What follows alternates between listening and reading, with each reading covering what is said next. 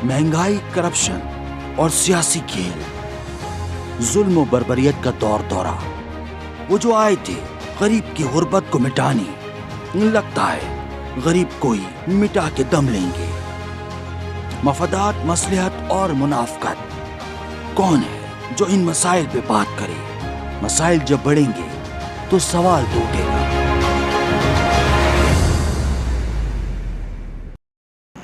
मुनव्वर साहब, इस्लामाबाद और लाहौर इस वक्त सेफ सिटी और मॉडर्न सिटी है।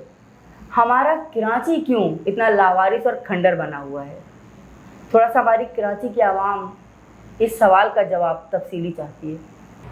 देखिए, बात वही है कि मैं आपसे कहूँगा बार बार कि अभी हमारा मेयर पहली मर्तबा कराची का मेयर बना है। पीपल्स पार्टी का मेयर पहली मर्तबा कराची का बना है। कराची वालों ने उन पर एतमाद किया है। हमें डिलीवर करने का मौका दें। लेकिन आप जो कराची का जो मंज़र आप बता रहे हैं कि खंडर का मंज़र पेश कर रहा है, हालात बहुत ख़राब हैं। मैं उसके ऊपर कहूँगा कि जो लोग यहाँ पर मेयर बन के चले गए, उन्होंने ऐसे नाकिस रोड बनाए ही क्यों? अभी ज़्यादा पुरानी बात नहीं है। 5 साल पहले, 4 साल पहले जो है वो आपके वसीम अख्तर साहब गुजार के गए। उससे पहले 4 साल पहले जो है वो मेयर कराची वो अपने मुस्तफ़ा कमाल साहब थे। उससे पहले जो है वो नेमतुल्लाह खान साहब थे। उससे पहले जो है वो फिर MKM से फारूक सत्तार भाई मेयर कराची रहे। उससे पहले फिर MKM के मेयर कराची थे। उससे पहले अब्दुल सत्तार अफगानी साहब थे। लेकिन मैं ये सारी पुरानी बात, मैं 30 साल दौरे हुकूमत की बात कर रहा हूँ कि आपने 30 साल के अंदर कभी भी सिंध के अंदर, कराची के अंदर आपने जो है, कराची के अंदर, ख़ासकर कराची के अंदर आपने पीपल्स पार्टी को जो है वो भरोसा नहीं किया। लेकिन इस मर्तबा आपने भरोसा किया है। इंशाल्लाह रोड भी बनेंगे और ऐसे रोड बनेंगे कि आपके एक रोडों का मियाद होती है उसकी, एक रोड की। अब आपने जो 4 साल पहले 2018 में, 2016 में जो रोड बनाए, वो इतने नाकिस मटेरियल, इतने गलत किस्म का उसके अंदर मटेरियल, क्योंकि कमीशन ये सब चीज़ें करने के बाद वो इतनी जल्दी रोड ख़राब हो नहीं सकते। जब हमारी वफाकी हुकूमत आएगी तो हम वो जो कराची का जो 70% कराची, क्योंकि आपको पता है माशी हब है पाकिस्तान का, 70% रेवेन्यू आपको जमा करके पूरे मुल्क को दे रहा है। 70% कराची से जमा किया हुआ पूरे मुल्क में लग रहा है। आज अगर आपको इस्लामाबाद बहुत अच्छा लग रहा है, सेफ सिटी लग रहा है, मॉडल सिटी लग रहा है, आपको लाहौर सेफ सिटी लग रहा है, मॉडल सिटी लग रहा है, तो मेरे भाई हम तो खुश हैं, मेरी बहन हम खुश हैं कि हमारे कराची का पैसा 2 शहरों पे तो लगा। इंशाल्लाह कराची का पैसा कराची में तो लग नहीं रहा है, कराची का पैसा इस्लामाबाद में लग रहा है, लाहौर में लग रहा है। यही तो हम बता रहे हैं कि 10 साल से हमारा कोई जो है वहाँ पर आपका वफाक के अंदर हमारा नुमाइंदा नहीं आया। अब इंशाल्लाह इस मरतबा हमारे वज़ीर आज़म बिलावल साहब आएंगे और कराची का 70% पूरा कराची में लगेगा इंशाल्लाह। मुनव्वर साहब, शहर में बढ़ते हुए जराइम से आवाम बहुत ज़्यादा परेशान है। एक तो पहली रोज़गार नहीं, जो बचा कुचा थोड़ा बहुत पैसा लेके वो निकलती है, मोबाइल लेके निकलती है, तो उन जराइम की वजह से एक तो जान की कोई सेफ्टी नहीं है, ठीक है। दूसरी बात, जो अगर जान बच भी जाए तो जो थोड़ा बहुत जेब में होता है वो भी गया, और जो उनके पास मोबाइल और सामान है वो भी गया। तो कब इसकी रोकथाम होगी? कब हमारे कराची में सुकून आएगा? क्या कहेंगे इस बारे में? देखें, इसको रोकना एक तो लॉ एनफोर्सेस हमारी जो एजेंसीज़ हैं उनकी ज़िम्मेदारी है, पुलिस की ज़िम्मेदारी है। अच्छा, उसके ऊपर भी जो है वो हम अपनी तरफ से पूरी कोशिश करते हैं। हमने मोहल्ला कमेटियां बनाई हुई हैं, हम पुलिस को इन्फॉर्म करते हैं कि यहाँ ऐसा हो रहा है, यहाँ ऐसा हो जो। लेकिन बस बात ये है कि CCTV कैमरे भी होने चाहिए। ज़िम्मेदारी तो देखें हुकूमत वक्त की है, लेकिन हुकूमत वक्त जो है वो अपना काम भरपूर तरीके कर लिए। लेकिन आवाम को भी चाहिए कि इसकी निशानदही करें। अगर कोई ऐसे आपके सामने जो है वो इस तरह के अनासिर, आपको जराइम पेशा अनासिर दिखते हैं, तो आप उसकी, क्योंकि जब तक कोऑर्डिनेशन नहीं होगी आवाम के अंदर, पुलिस के अंदर और हुकूमत वक्त के अंदर, जब तक मामला हल नहीं होगा। क्योंकि हम सबको मिल के साथ चलना चाहिए, और हम मिल के जब तक नहीं चलेंगे तो ये मसले ख़त्म नहीं होंगे। आज यहाँ पर जो है वो हमने इतना इसके ऊपर काबू पा लिया है कि अभी आप ये देखें कि अभी मैं आपके सामने थोड़ी देर में SHO को फ़ोन करूंगा, SP को फ़ोन करूंगा, 2 मिनट में आ जाएंगे। सर आप करेंगे ना? अभी मैं कर देती हूँ तो वो फोन ही बैठे रहेंगे। हम यहाँ बैठे, हम चाय पी रहे हैं, हम इधर बिजी हैं, इनको हम इसके लाए अपने सरों के ऊपर। हमने यहाँ मोहल्ला कमेटियाँ बनाई हैं जिसमें हमने SHO साहब को डाला है, SHO से थाने का एक नुमाइंदा डाला है।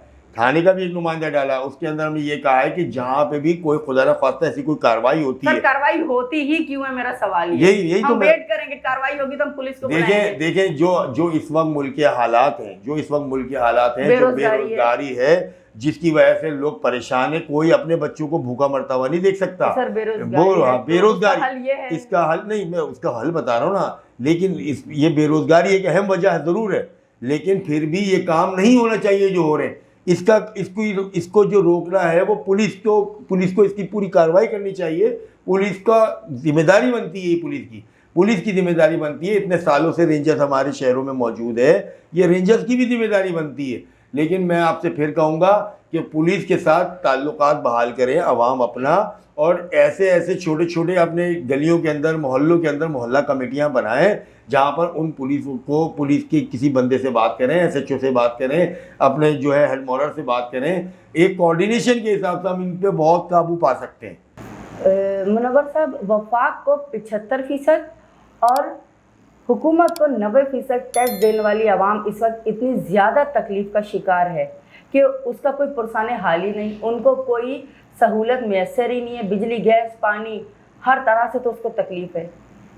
कब उनको जाकर रिलीफ मिलेगा, कब उनको जाकर इन टैक्सेस का सिला मिलेगा? कुछ कहें इस बारे में, कोई जवाब है आपके पास इसका? इसका जिम्मेदार वफाकी हुकूमत है, जो भी वफाकी हुकूमत है, क्योंकि आपको मैंने इससे पहले सवाल के अंदर आपको जवाब दिया है कि कराची जो है वो माशी हब है। 70% रेवेन्यू पाकिस्तान का, पूरे पाकिस्तान का जनरेट करके देता है आपको। आप जो है उस रेवेन्यू को कराची पे लगाने के बजाय पूरे मुल्क में आप लगाते हो, और कराची को लावारिस आप लोगों ने बिल्कुल छोड़ा हुआ है। ये वफाकी हुकूमत इसकी जिम्मेदारी है, वफाकी हुकूमत इसकी ज़िम्मेदार है। हम बार आप मुझसे ये सवाल करेंगे, मैं बार आपको यही जवाब दूंगा, इसकी ज़िम्मेदार वफाकी हुकूमत है। मुनव्वर साहब, इस महंगाई के दौर में कोई ना कोई बचत बाज़ार होना चाहिए ताकि आवाम को थोड़ा सा रिलीफ मिले। इस तरफ कभी सोचा आप लोगों ने, कोई ऐसा काम हुआ, कोई ऐसी हिकमत अमली हुई कि आवाम को थोड़ा सा इस महंगाई के दौर में कुछ बचत का मौका मिला? देखिए, हमारा पूरा प्लान में हमारे डिस्ट्रिक्ट सेंट्रल के सदर हमारे उस्ताद मसूर हसन साहब, उन्होंने हमसे बिल्कुल कहा है कि आप अपने आवाम, अपने एरिया के अंदर जो है, अपने इलाकों के अंदर ज़्यादा से ज़्यादा बचत स्टॉल लगाएं। हमारी तो कोशिश ये है, अभी हमने बात की है अपने डिस्ट्रिक्ट के सदर से, कि हम जो है वो ज़मीनों से डायरेक्ट हम जो है वो सब्जियां उठाएं, अनाज उठाएं, अपने इलाकों में स्टॉल लगाएं, और ज़मीनों के रेट पे ही उनको दें, ताकि जो बीच में हमारे अड़त वाले आ जाते हैं, आड़ती आ जाते हैं, उनके जो मुनाफे हैं वो ख़त्म किए जा सके, और आवाम को डायरेक्ट ज़मीन के रेटों के ऊपर माल दिया जाए। मैं ख़ुद ये तजुर्बा कर चुका हूँ।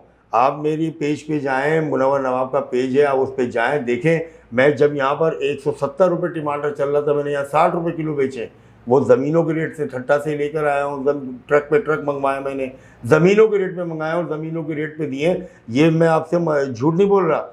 आप मुनव्वर नवाब के पेज पे जाएं, और आपको 4 महीने हमने वो बचत बाज़ार लगाया है। आपको उसके ऊपर हमारी सैकड़ों वीडियो आपको जो है ना देखने को मिल जाएंगी, जो हमारी मीडिया कवरेज भी हुई है क्या। और इसके अलावा हम बहुत कुछ ही लोग कर सकते हैं अपनी मदद आपके तहत, और हमारे इतनी माशाल्लाह NGOs हैं, लोग बड़े मुखैर हजरात हैं, वो अपनी मदद आपके तहत बहुत कुछ कर सकते हैं। थोड़ा सा हम मिलजुल के काम करें तो इंशाल्लाह आवाम को एक बड़ा रिलीफ मिल सकता है। जी मुनव्वर साहब, आपका बहुत बहुत शुक्रिया। जी, बड़ी मेहरबानी आपकी। उम्मीद करता हूँ कि मेरी जो बातें हैं आपको भी समझ में आई होंगी, आपके जो व्यूअर्स हैं उनको भी जो है वो समझ में आई होंगी, और इंशाल्लाह आपकी पाकिस्तान, मैं आपसे फिर कहूँगा कि लोगों में गलत तासुर है, एक गलत तासुर है कि सियासी पार्टियां अच्छी नहीं होती। सियासी पार्टियां तमाम अच्छी होती हैं, बस आपका कोऑर्डिनेशन आवाम का उनके साथ होना चाहिए। अगर आप उनके साथ कोऑर्डिनेशन में रहेंगे, आप उनसे मुलाकातें करते रहेंगे, अपने काम की बातें करते रहेंगे, इंशाल्लाह आप सबके मसले, मैं आपको यकीन दिलाता हूँ आपके मसले हल होंगे।